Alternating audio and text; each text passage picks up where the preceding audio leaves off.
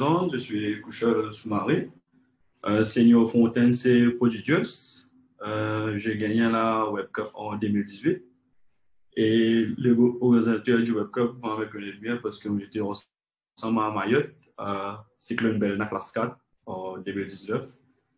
Et aussi, je suis à SD Works, là. Il y a Web Cup qui se passe juste à côté. Il y a les participants, je vais les aider un peu juste après la conférence. Et je vais en parler plus du côté du UI, UX et Web Accessibility et comment les deux, ça se mélange. OK, on va commencer par UI et UX. Pour commencer, UI, qu'est-ce que ça veut dire? C'est tout simplement le user interface. Si on parle du typographie, du couleur, des images et the goal of the website, tous les trucs qu'on voit sur le website. Et si on parle du côté UX, c'est de user experience, c'est comment l'utilisateur va interagir avec le produit, comment il va utiliser le produit et les trucs qui se passent plutôt à l'arrière, comme on va passer par des trucs comme les interviews avec les customers, des trucs comme aussi comment on va faire à l'arrière, comment ça se passe. On ne veut pas voir juste un truc comme si juste un website. On va aussi connaître qui est l'audience de nos sites, tout ça. Okay? Et aussi, du côté du UI, UX, on va, du côté du designer, il y a aussi du côté UI, on avait dit, il y a du côté visuel, du côté de pattern, de la créativité. C'est plus côté front-end-wise, la côté partie code développement. Et la côté UX, c'est plus work with business analyst, like information gathering. Comment on va trouver des solutions pour des problèmes, tout ça. Et on doit design pour la partie functional design et aussi la partie analytics. Et bon, en gros, exemple très simple, boîte de ketchup, la partie UX, comment on va design le boîte de ketchup. Vous pouvez voir ici, il y a deux types. Et maintenant, d'un côté du UX, on doit ouvrir et sécuriser rigoureusement. Et comment on va utiliser le boîte de ketchup, c'est ça, plus la partie UI et UX. On peut voir la différence. D'un côté UX, on va plus dire comment on va utiliser la boîte de ketchup. Okay. Et si on parle du design du côté UX, je vais vous donner quelques exemples en gros. On va parler un peu de couleur, une contraste, de couleurs, des espaces, un peu de visuel, un peu de complexité vers simplicité. On doit trouver la différence au fait et la consistance sur un site web et aussi the scales of the website. Okay? Donc, rapidement, je n'ai pas trop beaucoup de temps, on va passer sur la partie color and contrast. Bon, si on doit améliorer cette partie-là, en gros, vous pouvez voir que la background sur la partie marron, ça devient gris et plus simple. Vous pouvez voir la différence en colonne comme toi for apports. Okay? C'est du côté du white space. On peut voir aussi là, il n'y a pas assez d'espace, c'est pas égal. Et amélioration, vous pouvez voir la différence. Okay? Du côté UI, UX, c'est très important pour la partie user. Et si on parle du côté visuel, vous pouvez voir la côté background et tout, c'est une grosse différence. Et comment on peut l'améliorer? Très simple, il n'y a qu'un bouton, on peut voir la différence where the user should focus, of course. So, la bouton, il n'y a que la différence. Vous pouvez voir une grosse différence entre la partie A et B. Okay? Si on parle du complexité, simplicité, tu vois, maintenant, si tu avoir trop beaucoup de trucs sur par exemple, cette partie-là, par exemple, trop beaucoup de outline, des shadows, des border radius, ça devient un peu trop et ça, pour le jeu, c'est pas bon pour la partie UI, ok? Et du coup, consistency, vous pouvez voir aussi les fonds family ici et ici, c'est différent. Et ici, c'est un peu différent. Il y a trop beaucoup de trucs. C'est pour ça qu'on utilise sur un site que 2 ou 3 fonds de famille. Et de la partie scale, vous pouvez voir, bah, c'est évident, cette partie-là, une telle idée. C'est un peu trop gros pour un bouton, il n'y a pas assez d'espace. Pas d'assez d'espace et aussi de font size. Vous pouvez voir que le email adresse c'est trop petit. OK? So, on va parler maintenant du côté de l'accessibilité. En gros, c'est quoi l'accessibilité? Quand on utilise un website, c'est-à-dire du côté, il y a plusieurs exemples. Si vous pouvez voir ici, il y a du côté blind, problème sur les yeux, les oreilles. Il y a learning disability, le mobility, surtout sur les speech, du côté médical, internet. Donc, tout ça, on doit prendre en considération quand on monte un site. OK?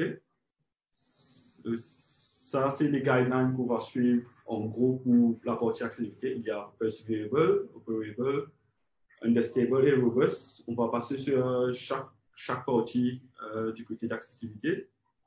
Donc, de la côté accessibilité, premièrement, c'est perseverable, c'est-à-dire que le site, en gros, on doit avoir des descriptions la façon, le contenu, on doit commencer du côté gauche à droite sur les sites. Et même s'il y a une vidéo, on ne peut pas just put the video on the website. On doit aussi avoir des trucs comme des sous-titres parce que les personnes ne peuvent pas, il y a personne qui ne peut pas voir, il doit entendre.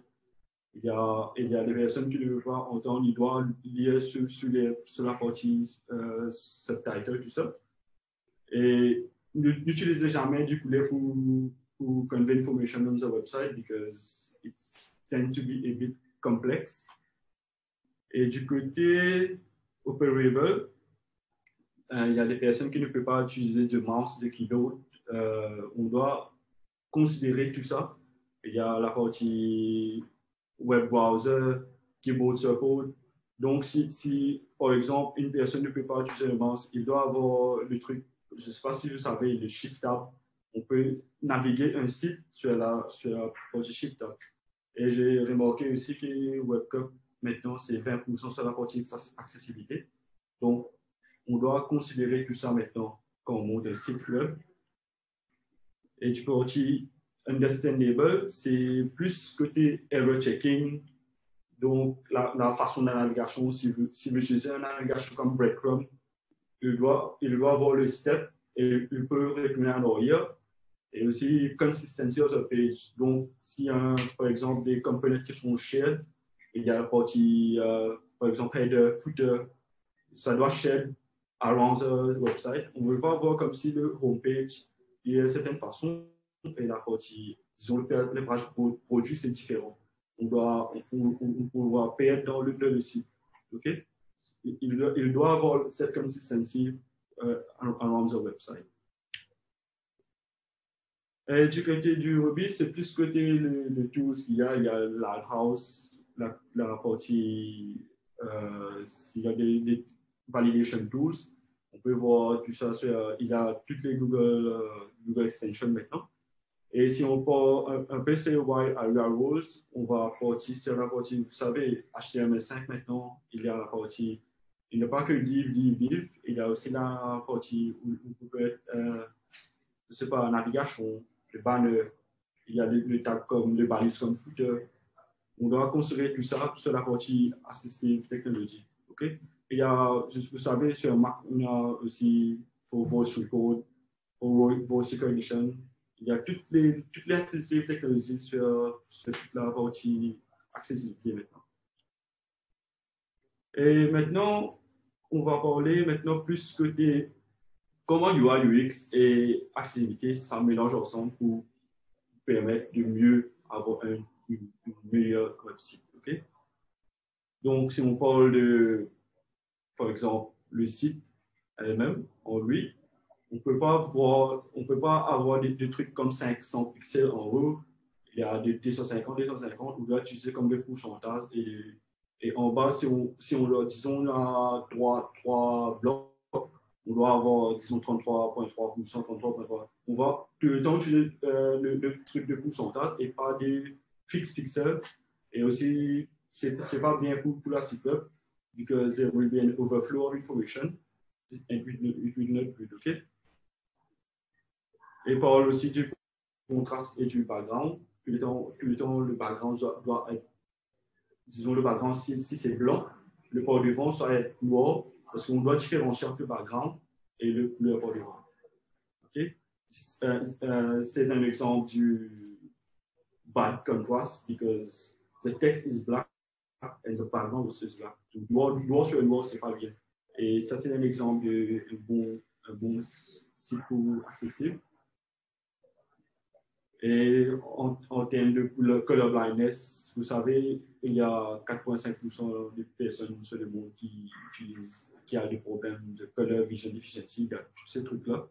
Par exemple, je ne sais pas si vous savez, il y a combien de problèmes de color vision deficiency il y a. Je ne veux pas passer sur tout ça. Si vous parlez un peu de screen readers, c'est 4 exemples. Donc, première, usabilité, accessibilité. Donc, s'il y a un burger menu, donc s'il n'y a que le burger menu, on ne veut pas toutes les personnes vont savoir c'est quoi l'utilité d'un burger menu. OK? Maintenant, si vous trouvez ici, maintenant celle-là ou celle-là, il y a le description à côté et aussi le icon sur tous les deux. Ça fait la différence sur un site. OK? On va en parler un peu de typographie. Il y a des trucs à respecter, surtout sur la partie font size. Ça ne doit pas être trop petit et trop gros. Il y a la partie, vous voyez, line spacing, un paragraphe. Il y a des guides à respecter. Vous pouvez utiliser YARA Level 2, que vous avez toutes ces guidelines qui ont déjà été respectées. Okay? Et du côté du disabilities, on va plus parler sur la partie pixel. Si vous voyez ici, il y a la partie, désolé, il y a la partie spacing qui n'est pas correct. Et au bas, le hover n'est pas correct. Quand on hover sur la partie gauche, il y a 2 trucs qui sont hover. Et du côté du OK, cela est comme ça. Parce que toutes ces petits trucs-là, ça va faire une différence. Et du côté du responsive, le site doit être responsive, n'importe quel type de mobile, de responsiveness. Et aussi, si on voit le site sur 200%, ça ne doit pas être cassé. Et je vais aussi être juré pour demain pour la World Cup Maurice. Je vais voir tous ces trucs-là, plus côté front-end. En gros, c'est ça. Il y a Cognitive Disability. Vous pouvez voir un petit outline ici, bien rouge. Ça fait la différence, au fait. On peut le user doit avoir. Parce que accessibilité, ce n'est pas que la personne qui sont. Il y a des trucs de disabilité. C'est des personnes pour lui, au fait. Même moi, je ne peux pas voir correctement avec mes lunettes, tout ça. On doit considérer tous ces trucs-là en termes d'accessibilité. OK? Voilà, pour conclure, je veux dire que don't ignore much of the range of humanity. En gros, il y a toutes les personnes. Ça, c'est une petite des trucs SVG que j'ai fait. Vous pouvez voir dedans qu'il y a des personnes qui n'ont, par exemple, ici, il y a un problème de pied, de main, tous les trucs. Et voilà, pour moi, en gros, c'est ça, UI, UX et accessibilité. Si vous avez des questions, ça, c'est des exemples des meilleurs sites d'accessibilité. Donc, il y a ces 3. Je ne vais pas avoir le temps de passer sur ces 3 sites-là. Ça va être très intéressant, mais 10 minutes, c'est très peu. Moi, OK, c'est bon pour moi. Si vous avez des questions, vous pouvez me demander sur le chat. Je me posais la question, en fait, tu vois, sur le choix des couleurs. Est-ce qu'il y a un côté culturel entre peut-être différents pays? Est-ce que c'est quelque chose qui est plus technique en se disant, bon, telle couleur a tel ou tel effet? Ou est-ce que c'est quelque chose qui est peut-être plus psychologique? Est-ce que c'est pris en compte dans l'UX design à ce niveau-là, en fait? En termes de psychologie et peut-être en termes de lieu géographique aussi, de culture. Ouais, au fait, en termes de couleur, c'est très important. En fait. Il y a beaucoup de personnes, il y a aussi je sais pas, des compagnies qui utilisent des couleurs rouges. Ça fait une grosse différence parce que, par exemple, si on voit un homepage qui a trop de couleurs rouges, bleues, vous pouvez voir que ça casse les jeux, en fait, pour commencer. Ça doit être très simple, un site web. Utiliser plus de blanc parce que accessibilité, on va utiliser plus de blanc et le texte doit être noir, c'est cela. Et quelques petites couleurs qu'on doit prendre en considération sur la partie UI, UX, mais n'utilisez pas trop de couleurs. Trop de couleurs, ça va être plus tout bas qu'il faut sur le website. Et OK? pour un développeur qui crée un site, du coup, est-ce que tu le conseilles de se baser finalement sur le logo existant, par exemple, du client, et du coup qui a peut-être des couleurs particulières qui vont peut-être pas forcément s'adapter, ou est-ce que plutôt ça serait de demander finalement au client de changer les couleurs de son logo, ou voire même de refaire son logo pour plus s'adapter finalement à des couleurs qui seraient plus adaptées par rapport à ce Euh, qu'il veut faire. Très bonne question. Moi-même, je travaille à Prodigious. Le logo, il y a 7 couleurs. 7 couleurs, rouge, bleu, jaune, vert. Je ne sais pas comment cette couleur. Et il m'avait dit il doit utiliser tout ça sur un site. Donc, ce qu'il va faire, il va avoir 5 cordes et il va utiliser 5 couleurs sur chaque de cordes. Mais ce n'est pas OK. Moi, personnellement, je conseille, il peut avoir un logo avec plein de couleurs, mais le site elle-même, en eux, il va avoir une couleur primary et secondary que 2 couleurs. Et il peut avoir quelques couleurs, disons 3 ou 4 couleurs. Je ne conseille pas aux clients d'utiliser les couleurs qu'il y a sur le logo. Disons si la 2 couleurs, c'est OK. Maintenant, ça dépend du couleur aussi. On ne peut pas avoir rouge et orange. Comment on va faire un site avec rouge et orange? C'est quasiment, ça va être pas OK. On peut avoir très simple, un background blanc, et le header peut être le primary color of the website, of the logo. C'est ça en gros. Je ne conseille pas d'utiliser trop beaucoup de couleurs basées sur la logo du site, sur la logo du compagnie. Okay? Personnellement, je ne le conseille pas.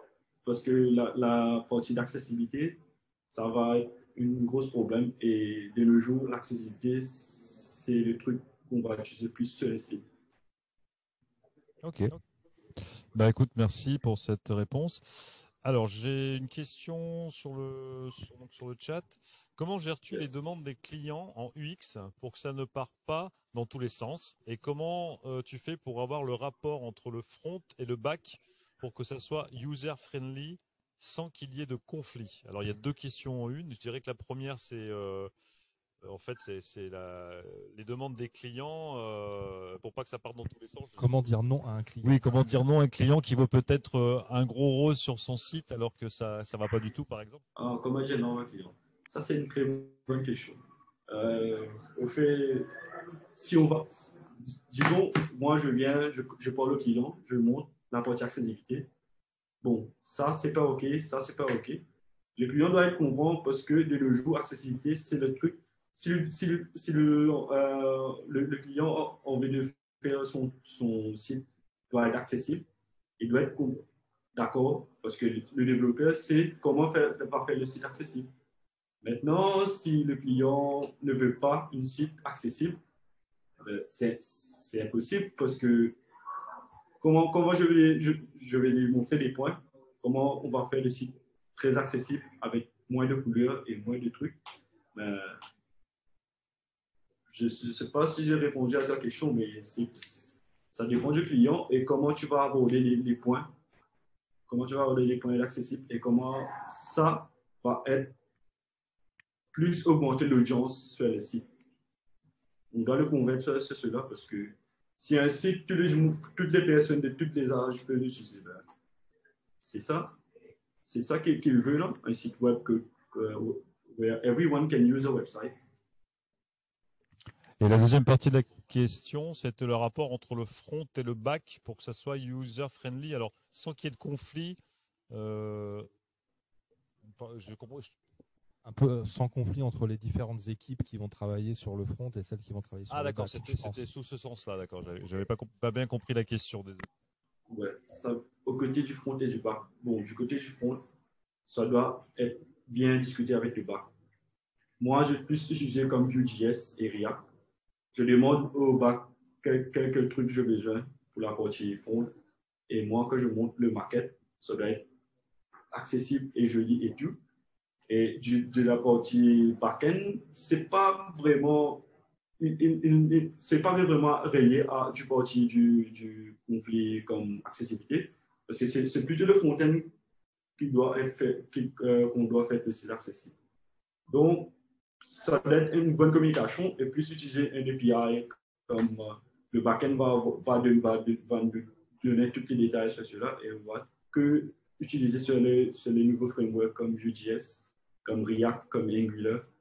C'est pour ça qu'il y a ces frameworks de nos jours. Ça aide la partie front-end pour ne pas avoir plus de conflits et avec la partie back-end. Alors, on a une dernière question. Alors, je crois que tu avais déjà répondu en partie tout à l'heure.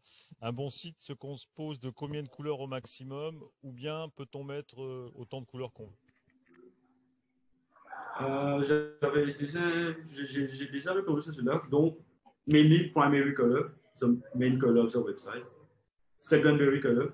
Donc, on doit avoir 2 couleurs et peut-être 3 ou 4 couleurs pas trop visibles sur le site, mais quelques places.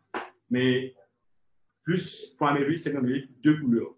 Et blanc, on ne veut pas, on va pas mettre blanc parmi les couleurs primary et secondary, ok? 2 couleurs plus blanc et c'est bon. Pour la partie accessibilité, ça doit être ok. Ok, et j'ai vu passer aussi une question, alors en un mot, une seule réponse oui ou non, enfin plutôt un tel ou un tel, t'es plutôt XD ou Figma? Bien sûr, Figma.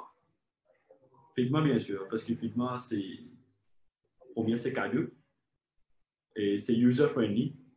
C'est facile à utiliser. XD, j'ai déjà utilisé XD, mais c'est Adobe. Par an, Adobe, on doit payer une grosse somme pour servir Adobe XD.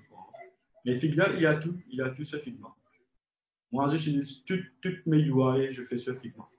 Et encore j'utilise sur Figma et jamais XD. Super, merci, c'est le mérite d'être clair.